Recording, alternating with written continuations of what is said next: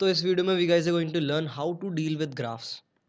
तो last time जो मैंने वीडियो अपलोड करी थी वो ग्राफ्स से ही रिलेटेड थी और मुझे उसका रिस्पॉन्स देख के लगा कि काफ़ी लोगों को ग्राफ की अंडरस्टैंडिंग उतनी ज़्यादा अच्छी नहीं है। तो मैंने सोचा कि एक पूरी सेट ऑफ सीरीज़ निकाल दी जाए जिसमें हम कॉम्प्लेक्स ग्राफ्स के बारे में डिस्कशन करेंगे और उन्हें ड्रॉ करेंगे ऑब्वियसली।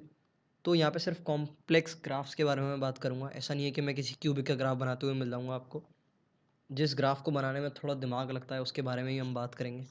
देखो, सबसे पहली चीज़ ध्यान रखना, ग्राफ्स बनाने से पहले दो चीज़ें होती हैं। या तो वो ग्राफ्स किसी अच्छी इंट्यूशन का इस्तेमाल करके बनेगा, जैसे कि कल वाले सवाल में था, और वो मैं आज बता ही दूंगा। उन्हीं तरह के ग्राफ्स को हम डिस्कस करेंगे। या फिर वो ग्राफ इस तरह से बनेगा जिस तरह जनरली ग्राफ बनते हैं। वो कैसे कि D Y by D X आपने चेक किया, आपने D two Y by D X check किया, फिर आप एफ एक्स की वैल्यू एक एक पॉइंट पे चेक कर रहे हो, उसके हिसाब से ड्रॉ करते जा रहे हो कहाँ बढ़ रहा है कहाँ घट रहा है। तो ये लेंदी तरीका होता है और ये हर कोई जानता है। जो नहीं जानता इसके बारे में भी हम वीडियोज़ बना देंगे अगर किसी को दिक्कत है तो। मुझे लगता है काफ़ी लोगों को इसमें भी होगी। बट ऐसे ग्राफ्स इसमें चीज़ों को थोड़ा और ज़्यादा ऑब्जर्व करना पड़ता है rather than just doing calculation. उनको हम यहाँ पे डिस्कस करेंगे और अगर आप ये सारे ग्राफ्स सीख लोगे जो कि इस वीडियो सीरीज में डिस्कस होंगे, तो मुझे लगता नहीं है कि आपको किसी सवाल में जेईई एडवांस या उससे ज़्यादा बेटर लेवल के एग्जाम में दिक्कत आई, क्योंकि हम काफ़ी सारे ग्राफ्स डिस्कस करेंगे धीरे धीरे करके। So guys stay tuned with this one. तो यार, सबसे पहले मैं बड़ा ही जनरल सा ग्राफ लूँगा जिसको हम प्लॉट करना सीखेंगे, and that is y is equals to x sine x। तो ये कोई लेंदी ग्राफ नहीं है, जिनसे नहीं बन पाएगा, बस उनने थोड़ा सा लॉजिक कम लगाया है। ऑब्वियसली हर बार यही होता है। तो सबसे पहले आप लोग इस ग्राफ को ट्राई करो और जितना बन पाए उतना बनाओ। ऑब्वियसली आप यूट्यूब कमेंट्स में फ़ोटो नहीं भेज सकते, तो किस एक्सटेंट तक आपने बना लिया या फिर आपकी क्या अप्रोच है, या आप कमेंट सेक्शन में बताओ, जिससे मैं रिस्पॉन्ड कर पाऊँ कि आप कहाँ लैग कर रहे थे, जिससे कि आप इस वीडियो का ज़्यादा से ज़्यादा फ़ायदा उठा सको। तो मैं इसके सोल्यूशन के साथ शुरू करता हूँ। देखो, अगर इसको तुम ढंग से ऑब्जर्व करोगे तो तुम्हें दिखेगा कि ये ग्राफ कंटेंड है दो लाइंस के बीच में, that is y equal to X और y equal to minus X. ये क्या बोल दिया मैंने? तो कल वाली वीडियो में भी चीज़ें इस तरह की थी। ग्राफ कंटेंड था दो कर्व्स के बीच में। सेम चीज़ यहाँ पर है, बस कर्व्स अलग है। तो इस चीज़ पे चर्चा करते हैं कि मैंने ऐसा क्यों बोला। This is our coordinate axis. तो देखो, सिंपली अगर तुम इसको ऑब्जर्व करोगे, इसकी वैल्यूज़ को ऑब्जर्व करोगे, तो तुम्हें हमेशा पता चलेगा कि x sine x is always less than x, और आइड से लेस देन इक्वल टू। सही बात है यार, considering x greater than equal to 0। और x साइन x की वैल्यू जो है वो हमेशा x से बड़ी है जब x की वैल्यू खुद नेगेटिव है। तो ये सिंपली आप मैग्नीट्यूड को देख के कह सकते हो, क्योंकि साइन x की वैल्यू -1 से 1 के बीच में ऑसिलेट करेगी। तो x साइन x, या मैं बोलूँ x के साथ साइन x मिलके वो सिर्फ x की वैल्यू घटा ही सकता है। बराबर कर सकता है वो तब जब साइन x खुद 1 के बराबर हो जाए। पर अगर हम थोड़ा और ध्यान से देखेंगे तो x साइन x का मैग्नीट्यूड भी बढ़ रहा है और घट भी रहा है। मान लो मैं बहुत आगे पहुंच जाता हूँ, x की वैल्यू इन्फिनिटी तक पहुंच जाता हूँ और साइन x जो है वो साइन कुछ इन्फिनिटी है। मतलब मैं सिंपली कंसिडर कर रहा हूँ कि x की वैल्यूज़ बहुत बड़ी हैं, तो यहाँ पे मानेंगे x टेंड्स टू इन्फिनिटी। तो यहाँ पे हमें देखने को मिलेगा कि जब x की वैल्यू इन्फिनिटी को टेंड कर रही है तब भी x साइन x की वैल्यू हमारी 0 की तरफ टेंड कर रही है, बढ़ रही है, घट रही है, बढ़ रही है, घट रही है, क्योंकि साइन x जो है पूरे गेम को बदल रहा है। पर हमारे पास ये बात भी अश्योर्ड है कि ये जो ग्राफ है ये हमेशा y इक्वल टू एक्स और y equal to minus X के बीच में कंटेंड है। इन अजम्पशंस या फिर मैं बोलूँ कंक्लूजन्स को अगर हम ध्यान में रखें, तो सबसे पहले हम ग्राफ ड्रॉ कर लेते हैं y इक्वल टू एक्स का और y equal to minus X का। तो ये दो मैंने अपनी स्ट्रेट लाइंस ड्रॉ कर ली। क्योंकि ये काम की नहीं है इसलिए मैं कंटेनस नहीं बना रहा हूँ। तो जैसा कि मैं पता है कि ग्राफ जो है इनके बीच में कंटेंड है, तो जब साइन एक्स की वैल्यू मैक्सिमम होती है, दैट इज n π/2 आती है, तो एक्स साइन एक्स जो पूरा कर्व है ये y इक्वल टू एक्स को या y equal to minus X को टच करेगा। y equal to minus X को ये तब टच करेगा जब साइन एक्स की वैल्यू -1 होगी।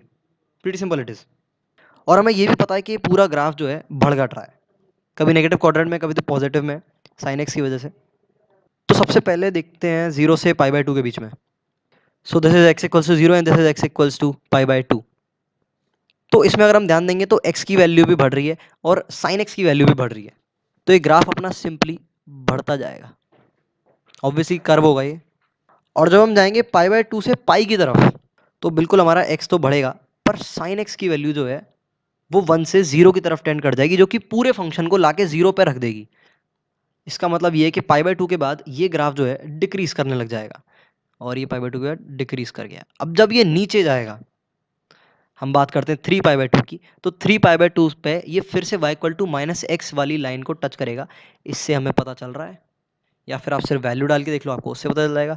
तो जैसे ही ये टच करेगा, फिर ये वापस ऊपर की तरफ लौटेगा और ये इस तरह से इन दोनों लाइंस के बीच में कंटेंट ग्राफ रहेगा और बड़ा होता जाएगा।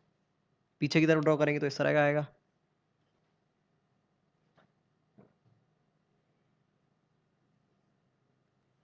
और पीछे की तरफ अलग से ड्रॉ करने की ज़रूरत नहीं है, आपको सिंपली इतनी बात पता होनी चाहिए कि यहाँ पे हमारा f of x is equals to f of -x है। इससे हमें पता चल रहा है कि ये जो है y एक्सिस के अबाउट सिमेट्रिक फंक्शन है, या फिर आप बोल लो इवन। इस तरह से हमारा ग्राफ बन गया। तो ये एडवांस में इस तरह के काफ़ी सवाल आ सकते हैं जो साइन एक्स या फिर किसी और कर्व के साथ आपको दूसरा फंक्शन मल्टीप्लाई में करके दे दें और आपको सिर्फ ट्रेंड चेक करना है। मतलब इस सवाल की बेसिक जो मेन चीज़ थी वो ये थी कि एक कर्व के बीच में कंटेंड है हमारा साइन एक्स, एक कर्व के बीच में कंटेंड कर्व। इस पॉइंट की मदद से हमने बनाया एक कर्व। तो कल वाले सवाल में भी यही था, हालांकि वो थोड़ा बड़ा सवाल था, उसमें आपको काफ़ी सारी चीज़ें निकालनी थी, ड्राइव करनी थी, एरिया निकालना था। मैंने सोचा कि पहले रूट कॉज पे हिट किया जाए तो बच्चे ज़्यादा अच्छे से सीख पाएंगे। तो यार ये था हमारा एक ग्राफ। कल की वीडियो में भी मैं एक ग्राफ एक्सप्लेन करूंगा जो कि आपको खुद प्लॉट करना है, जो कि फिर से एक बहुत ज़्यादा जनरल और ऑब्वियस ग्राफ है। That is Y square equals to X square multiplied by 1 minus X. अब देखो ऐसा है कि काफ़ी सारे इस ग्राफ को दुनिया का हर बंदा ड्रॉ कर सकता है, क्योंकि हर बंदे के फ़ोन में लगभग जेई की तैयारी करने वाले के पास डेस्मोस नाम की ऐप होती है। तो मैं चाहूँगा कि आप पहले ऐप का इस्तेमाल ना करें और ग्राफ को खुद से प्लॉट करने की कोशिश करें, ठीक है? उसके बाद हो सकता है आप ऐप का इस्तेमाल कर लें अगर आपको लग रहा है आप कहीं गलत हैं। और आप ऐप से ग्राफ देख सकते हो पर ग्राफ बनाना नहीं सीख सकते, और इसीलिए मैं यहाँ पे हूँ। तो कितने बंदों ने ये ग्राफ बना लिया? और अगर किसी को ज़्यादा मज़े लेने हैं तो ट्राई करो यार इसका एरिया निकालने की। अगली वीडियो में हम इसका ग्राफ डिस्कस करेंगे, लाइक ग्राफ्स की जो अगली वीडियो होगी। और मैं धीरे-धीरे ग्राफ्स का लेवल बढ़ाता जाऊँगा, पेस बढ़ाता जाऊँगा। ये सबसे आसान था जो हमने पहले डिस्कस किया, इसके बाद ये उससे थोड़ा बेटर है। उसके बाद और बेटर और बेटर और बेटर। तो दैट्स ऑल फॉर नाउ। और ग्राफ की अच्छे से प्रैक्टिस करते रहो, काफ़ी ज़्यादा इंपॉर्टेंट चीज़ है। ऐसा नहीं है कि तुम्हें ग्राफ प्लॉट करके सिर्फ ग्राफ ही आ जाएगा। बीच में काफ़ी सारे कनेक्टर्स होते हैं जो कि हमें और काफ़ी सारी जगहों पे अपग्रेड करते हैं। ऑब्वियसली लॉजिक भी बढ़ता ही है बहुत तेज़ी से। इस तरह के मैनिपुलेशन अगर आप सीख जाते हो जल्दी-जल्दी करना। तो दैट्स ऑल फॉर नाउ, और कमेंट सेक्शन में बताना कि ये कितने लोग ग्राफ को प्लॉट कर पाए। तो दैट्स ऑल।